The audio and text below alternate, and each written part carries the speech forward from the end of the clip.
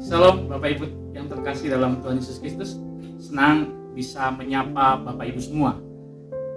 Firman Tuhan hari ini dari 1 Petrus 2 ayat 1 sampai yang kelima. Tapi saya akan membacakan hanya ayat yang ketiga.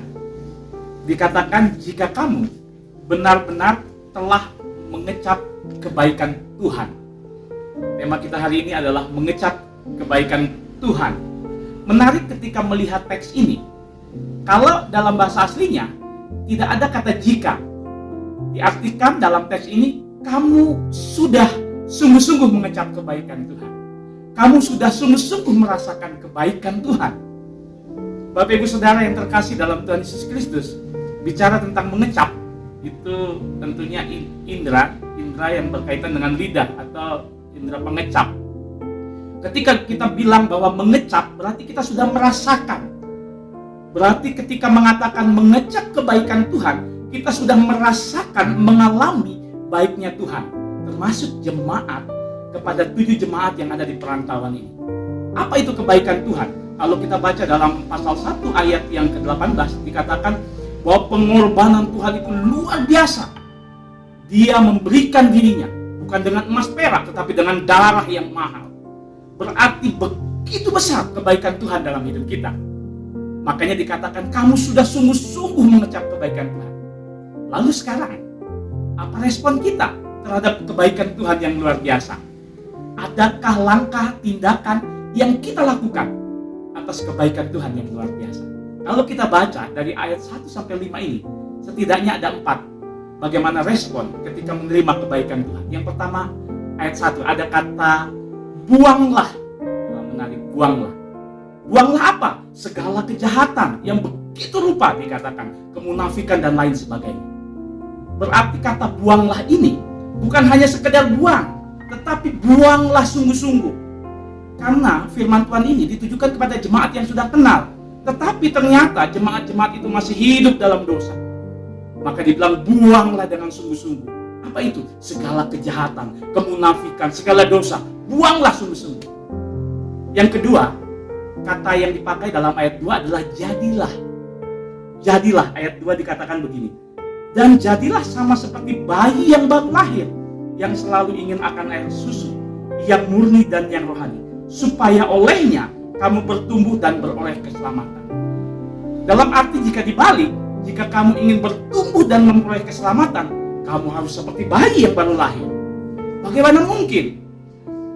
Ini bukan berbicara tentang pengajaran, pengetahuan, tentang belajar dengan bayi, tetapi hubungan, relasi dengan Tuhan. Kamu harus seperti bayi.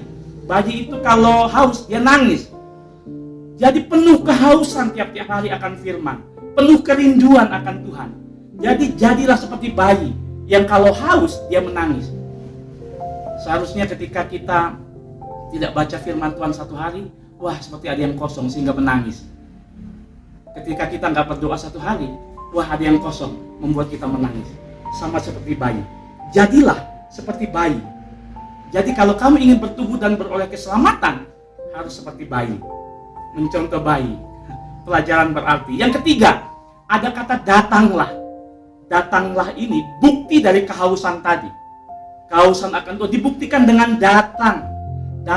Datanglah mendekat kepada Tuhan. Bukan hanya sekedar komitmen, tapi datanglah. Tunjukkan kalau kamu memang mencintai Tuhan, mencintai firman-Nya.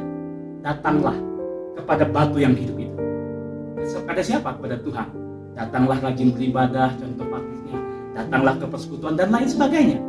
Jadi dengan tindakan nyata, datanglah mendekat kepadanya. Yang terakhir ada kata biarlah. Ayat yang kelima itu biarlah. Biarlah kamu dipergunakan sebagai batu yang hidup. Menarik ketika melihat kata biarlah.